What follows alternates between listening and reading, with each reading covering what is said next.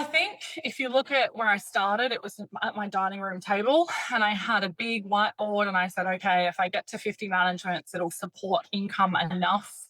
Obviously, still had the cleaning business. Then mentally, I was like, once I get to 100 managements, I know it's paid me enough. And then I went on this databasing journey and I've trained this same databasing journey 17,000 times. I know how to do it innately. And I just implemented all of the bits that I knew how to do, all of the database mining around the suburbs, pulled everything out of Priceline. I did a really simple, and I say it's simple, it's probably a lot more detailed, and we won't go into that today, but I did a very strategic database plan and a contact management plan so that then I started with about 10,000 pieces worth of suburb contact data, ended up with a really solid database of around 3,500 of consented data contacts, which is super, super important in this industry. And then from there, it was just smashing the phones. And I did that relentlessly. And every day I hated it. I actually genuinely hated cold calling. And I still do it now. And I still hate it now. And I went and bought this headset. And all the people who knew me in this last 12 months have seen me send photos being like, I'm not enjoying this. And I had this headset on. I invested in an auto dialer. I didn't have to touch my phone. And then I just momentum built momentum, right?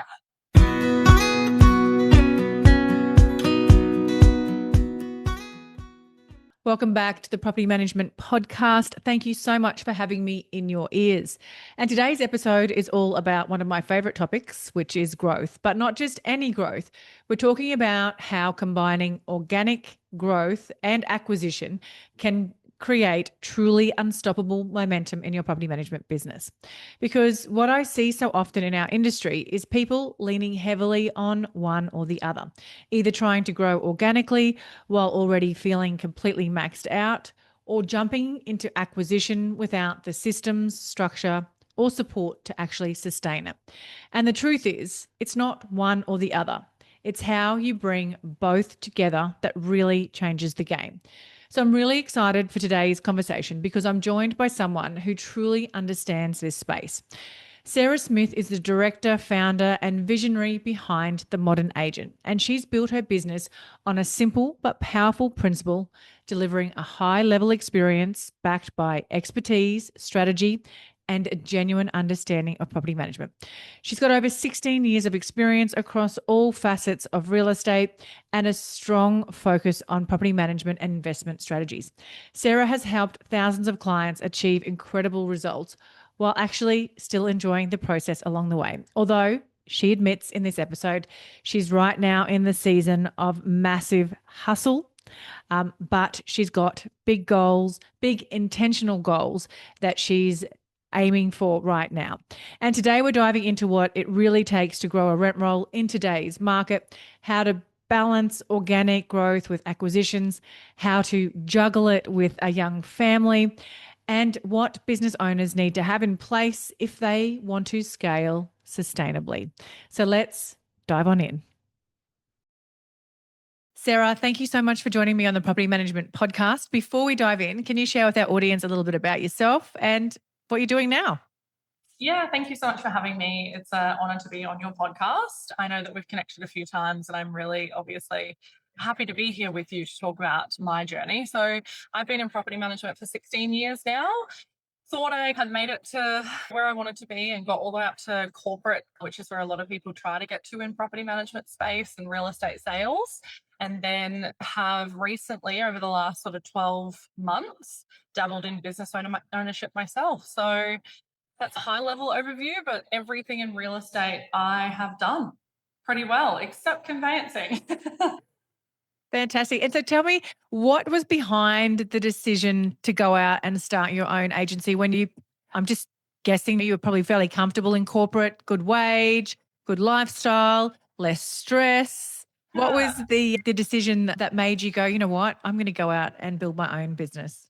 There was a couple of really key pivotal moments. I think if I look back at my journey and my career, I had always said, I'm quite a young mum, and I had always said I don't want to become a business owner until I'm over 30. everyone who knew me had said that throughout my entire career, especially my time at corporate.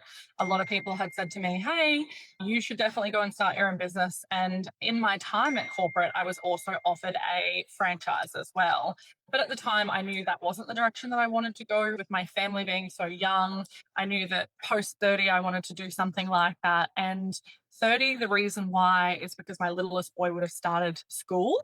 So that's, I guess, step one of it. Step two is there was a few pivotal moments at corporate where I was offered a couple of other, you could call them specialist roles. So I was offered a loan role. And at the time, my direct leader said to me, hey, you need some sales experience behind you. So I was able to jump into a large Remax franchise and run the sales side of that business, which in all honesty was probably a little bit uncomfortable for me at the time, but led me to this journey that at the time, Haley and I then started a cleaning business.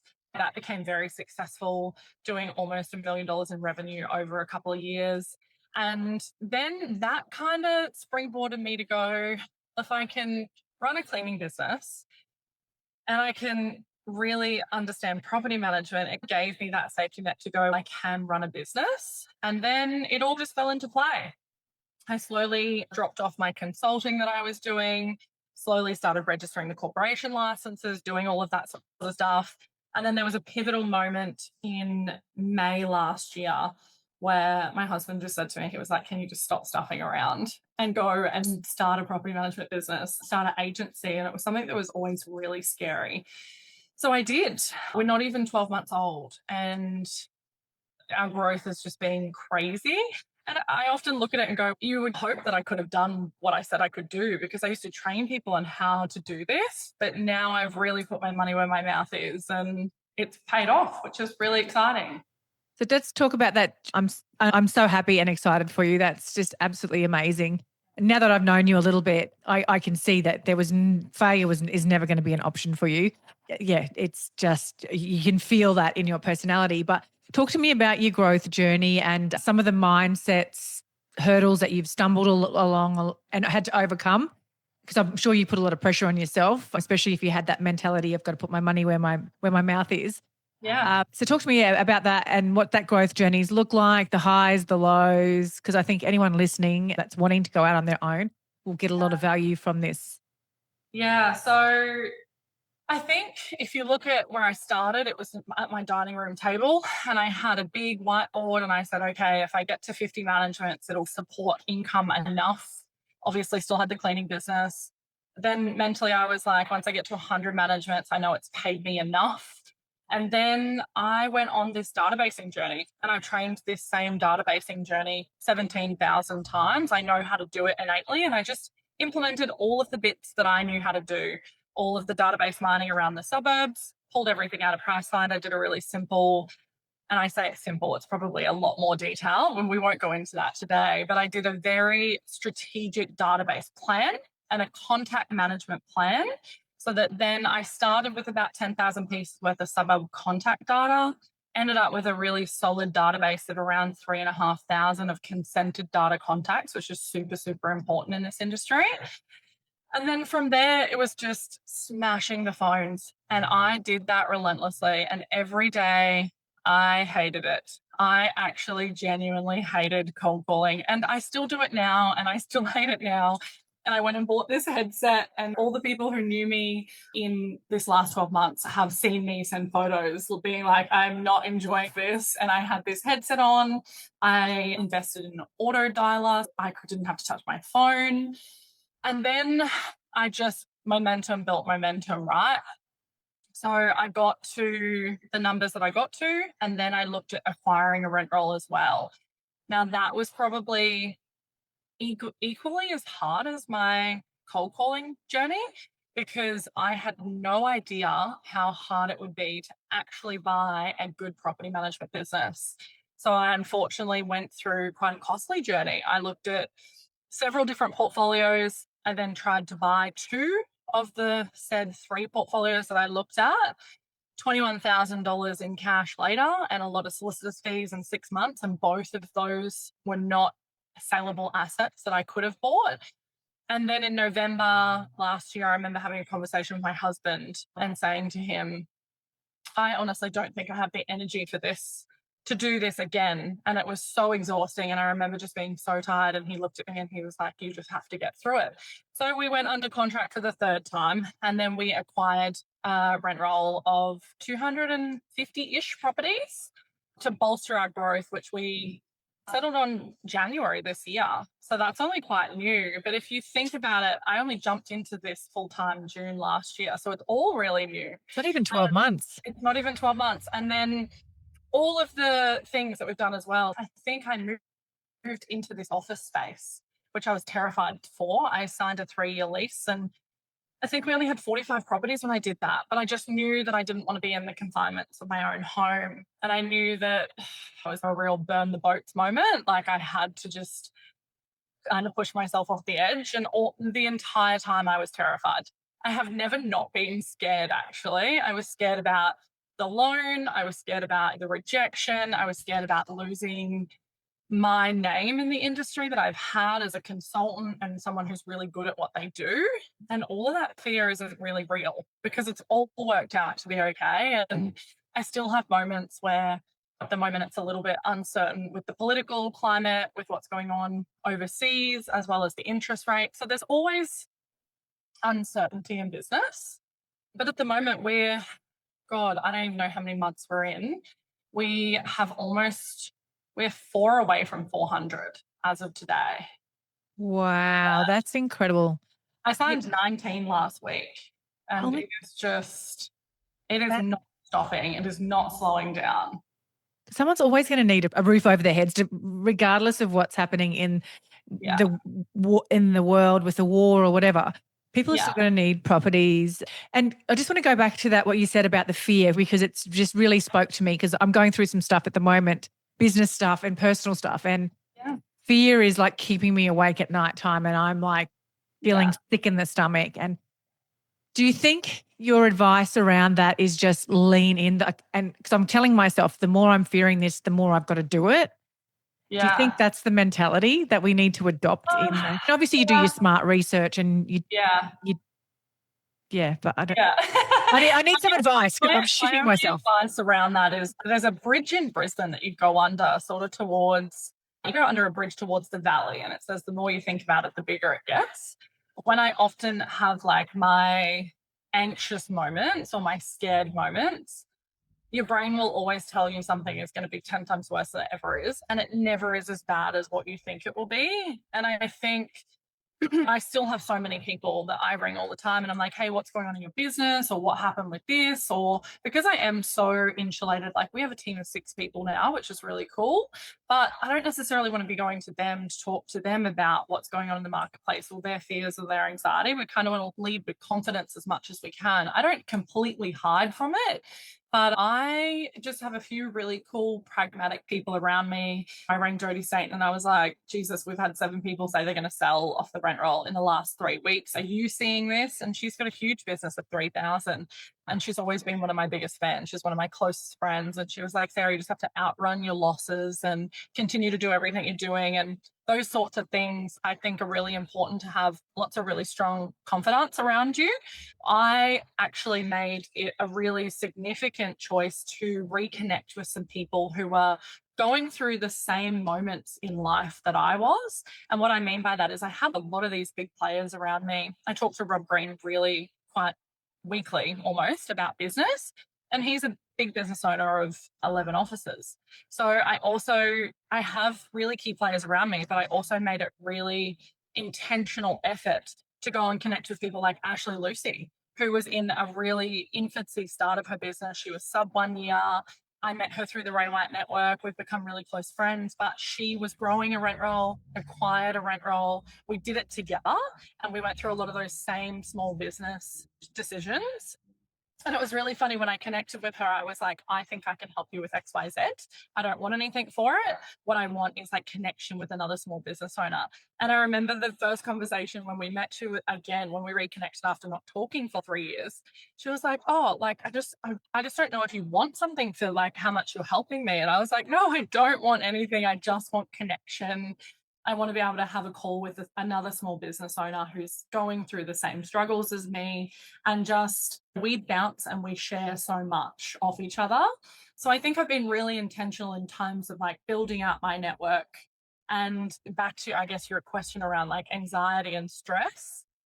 I've learnt to sleep on a lot of things. I am not an incredibly big risk taker, so I won't ever put myself into a position that isn't well thought. We have a lot of pragmatic approaches around if something doesn't go right, what happened, policy, process, implementation, all of those steps of consulting that you would advise anyone, right? Yep. So don't, the more you think about it, the bigger it gets, right? Try not to overcook everything and just keep going. I can only say that. And every day it feels like you just have to keep going and it'll just keep building. And seems to be what happens. That's fantastic advice. Amazing. And just talk to me about obviously you nailed the organic growth first, and then you've gone down the acquisition road. Do you think that's a good strategy for somebody that's wanting to start out? I know a lot of people I've had on the podcast, they always talk about you should be able to organically grow before you go down the acquisition road. Do you agree with that, or what's your take on that?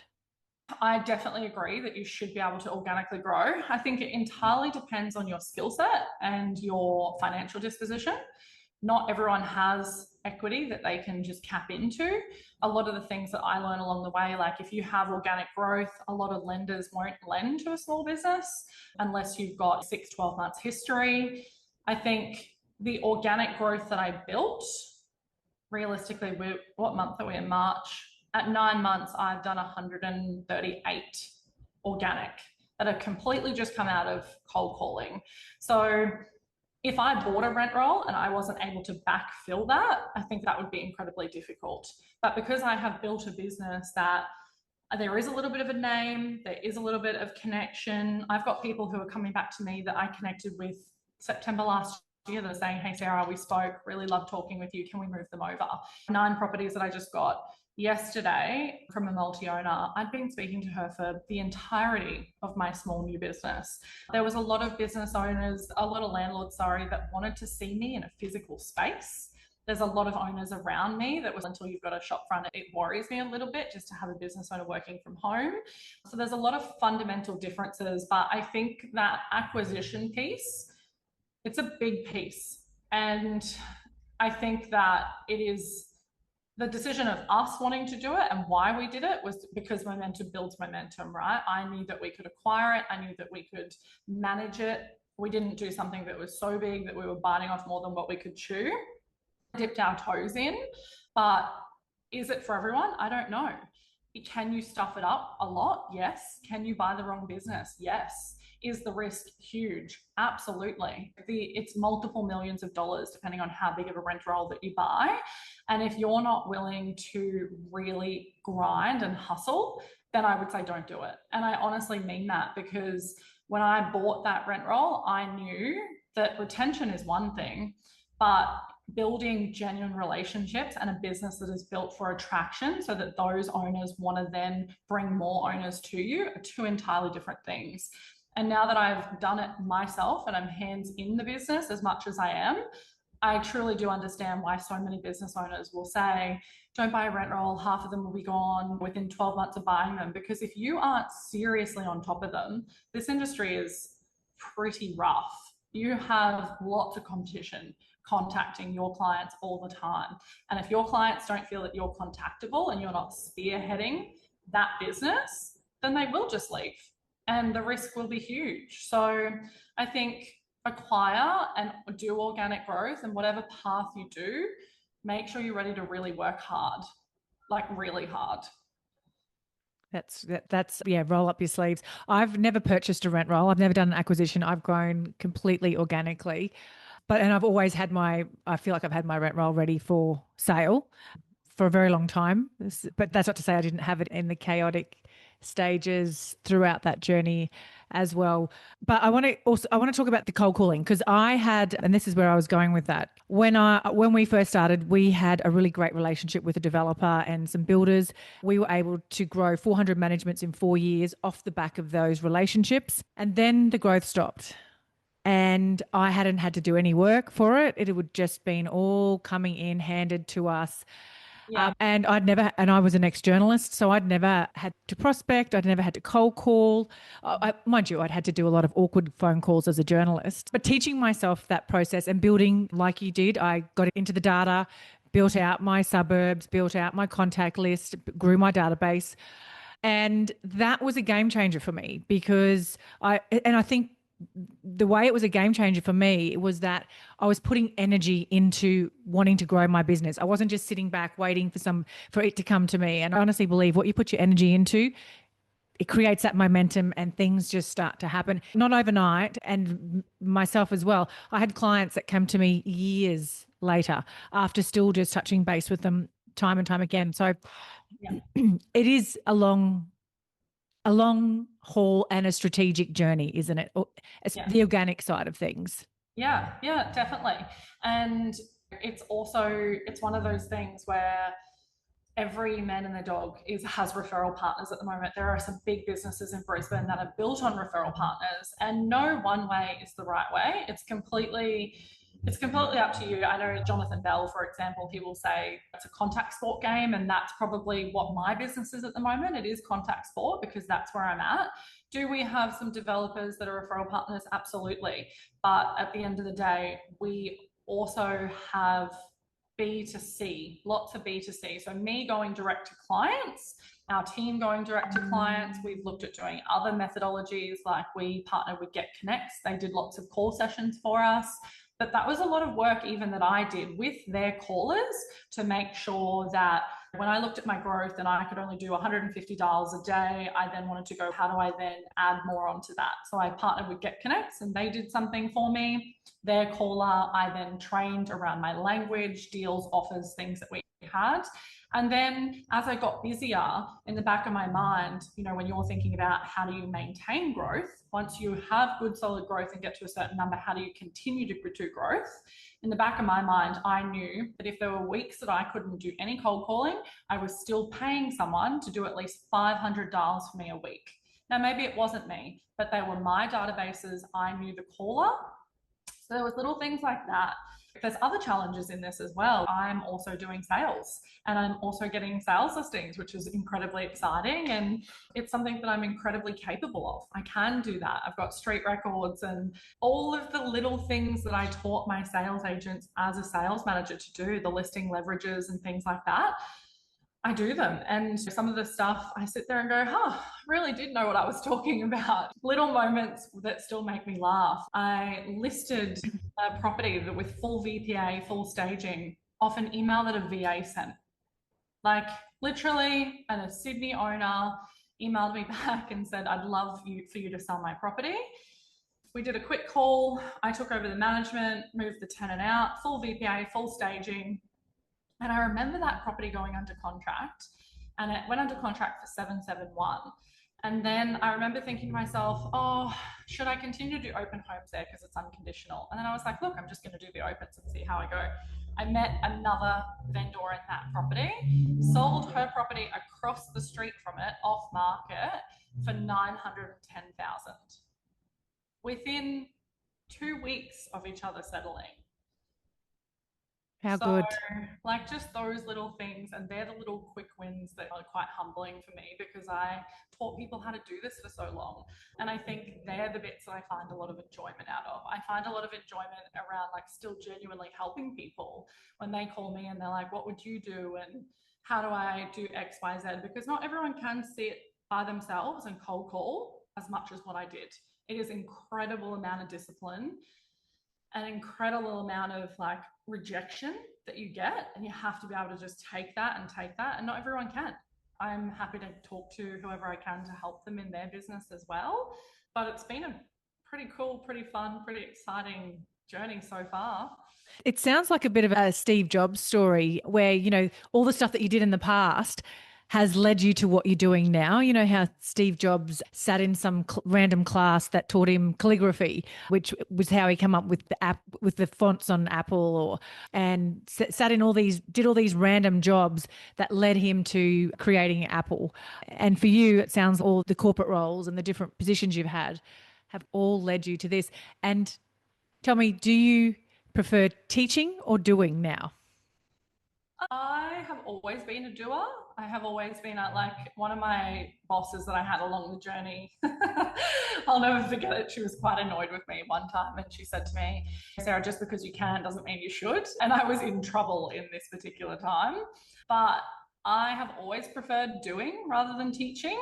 But I have always attracted people to me because they have always been inspired by how I do things. Naturally, that's always been, if you can do it, can you teach me? So I enjoy consulting as much as I enjoy running my business. I think being in small business is a constant battle, and it really is. Every day is different, but I love it. I'm so very fortunate for the incredible staff that we have. The business that we bought was from a business owner who had built such an incredible brand, had done such an incredible job that we're able to then leverage that and keep growing.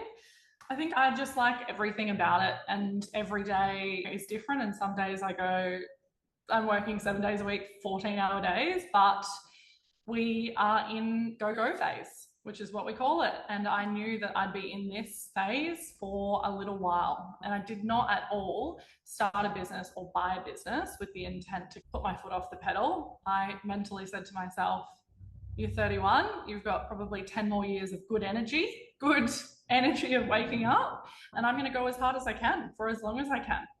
Amazing. That is so good. And what about juggling it with your family life, with young children?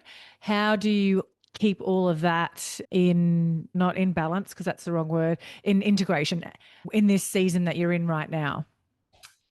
It's a lot of balance, a lot of support, and it's a lot of outsourcing, if I'm honest. I have a cleaner coming in once a week. I do a lot of meal prepping if I can, just to get me through Monday, Tuesday, Wednesday. I've got great babysitter support, but my kids are at really good ages as well. So my eldest boy is 13. He catches the bus to my office every day, does homework for an hour. We go and we get the little boy who's turning 7.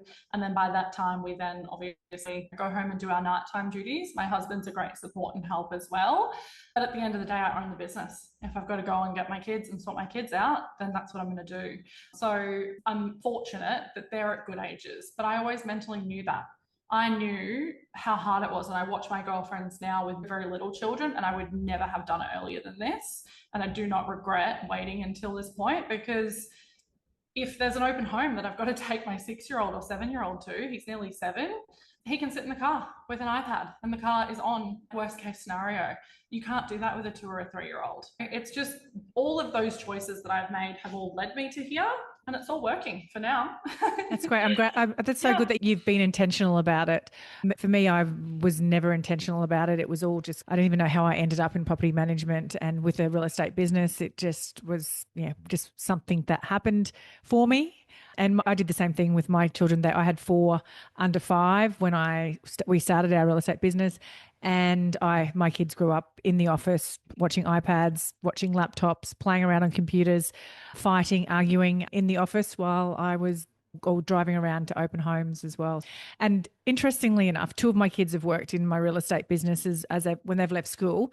And my second son is still a real estate agent, and he is the best cold caller I have ever heard. He does, I think it's 100 phone calls a day, and he just has constantly got he's now in sales, but he started in BDM, and he has just constantly got a stream of sales listings. And the way that he conducts himself when people are rude and horrible to him, or the people that are rude and horrible, and then the next time I hear him, because he works from home here with me, then the next time they're having a conversation and they're like, oh my God, Jackson, so great to hear from you. It is a real skill. And I think if you really are serious about getting growth, you do have to pick up the phone, and you can't sell a secret. You've got to be a little bit aggressive and get in front of people. Yes, that's exactly right. And it is a well-known, what's the well-known statement that everyone says? It's a numbers game. You just got to keep going. Yeah, absolutely. Yeah. So tell me about some of the support then that you've built around you in terms of business support, software, tech. What does that look like to help you grow so quickly? Because a lot of the time you end up chasing your tail if you're not set up with systems and processes when that growth happens really quickly. That's actually a really interesting segue. And the reason why I say that is because that was a very pivotal point for me. So before I was very nervous to make this change because I was very familiar with Property Me. I started the business on Property Me, got to a certain point, and I started the business with my incredible assistant who I've had for 7 years. She's been with me through a lot of different stuff, personally, all different projects, the bond cleaning business. She's helped me with everything. So she knew policy and process and procedure like my right hand, the way that I worked. However, there was a moment where we were going to 4 times size or 3 times size the business. And all of a sudden, I was going to have multiple people coming to me with what my process and policy was. And it was all in my brain. So I'd been looking at ALO for a really long time. And I thought I had to take my own advice. It was one of those consultancy moments. And I really didn't like this. But I thought, you literally cannot run this business with no policy and procedure around anything you have, no checklist, expecting the business to run well. And I had to put the business and the staff ahead of my own comfortability and what I knew, because I knew what it was the best choice for the business and for the people in the business. So the reason why I chose ALO, 2 parts. We lost a lot in the migration of Property Me to Property Me. There was a lot of stuff that you didn't get. Second part, and this isn't a bashing of Property Me, please don't take it that way, but whenever I called Property Me to get any kind of support, couldn't get anyone really on the phone. And if I did, they would never come and see me. I'm a real people person. I need people to come and support me through whatever change I'm doing.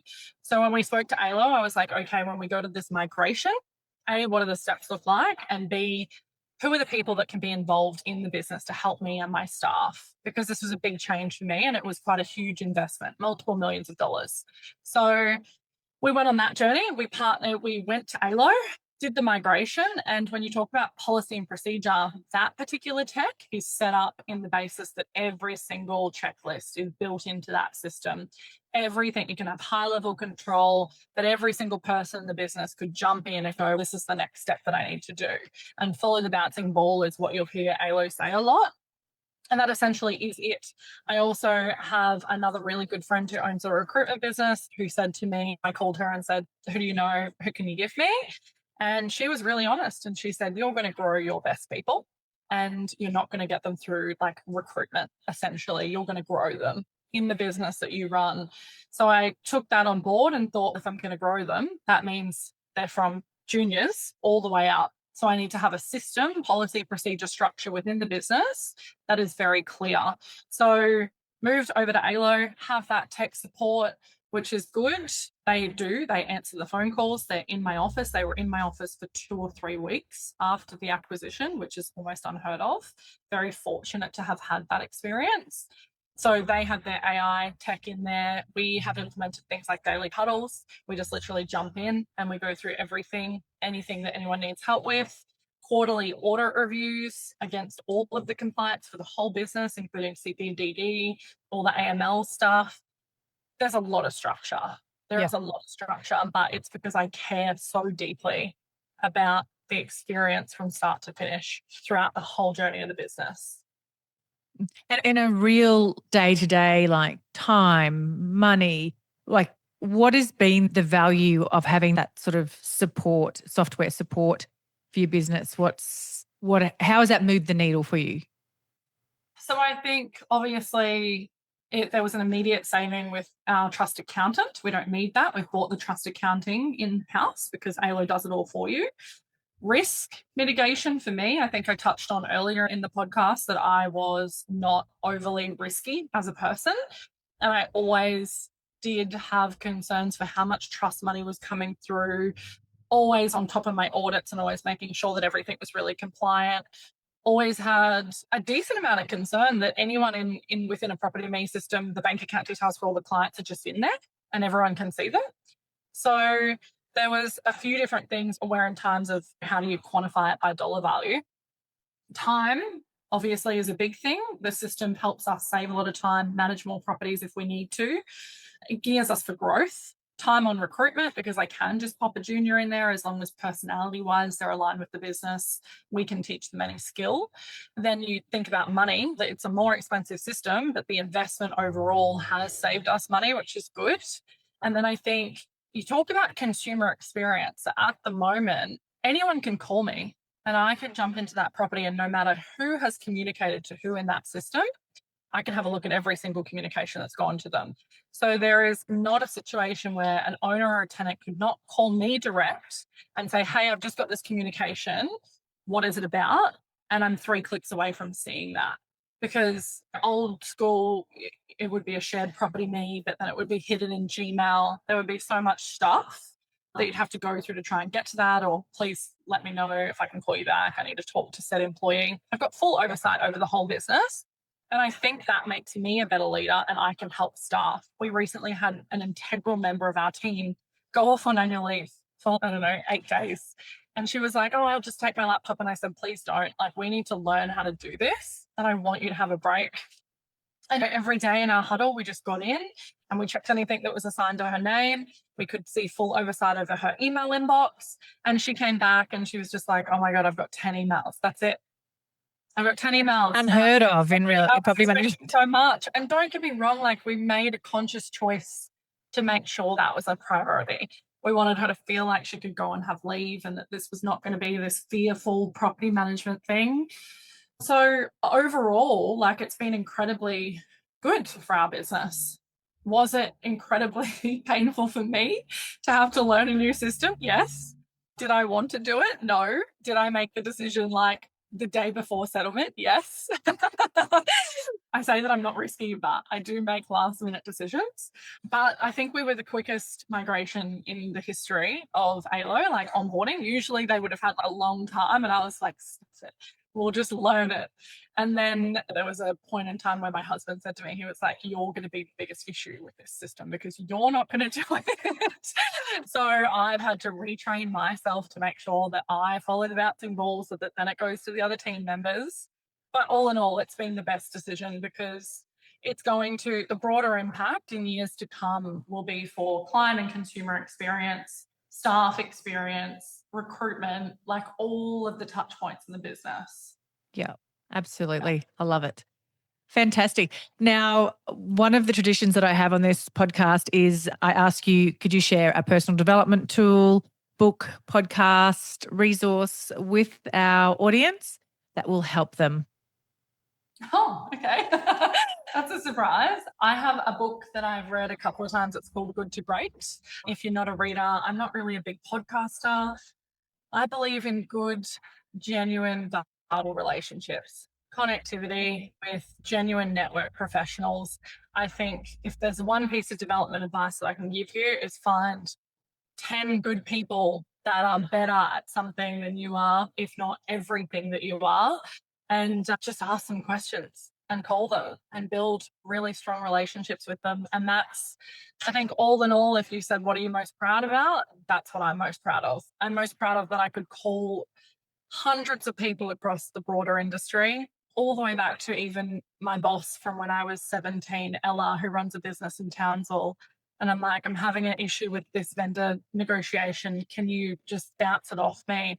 Or I'll have Shannon Harvey on the phone to me to go through things. And everyone is so willing to give you information. And I think if there's one piece of development advice is give what you want back and help people as much as you can. And the industry is incredibly giving and people will give back to you. Amazing. That's beautiful advice. And how can anyone connect with you further? They can just send me a message on LinkedIn if that's easier. Otherwise, just send me an email if you want to share my details. No dramas at all. I'm very welcome to connect with anyone that's a part of your community as well. And yeah, see if I can share some of my wisdom about not being stressed all the time. Oh gosh, can relate to that.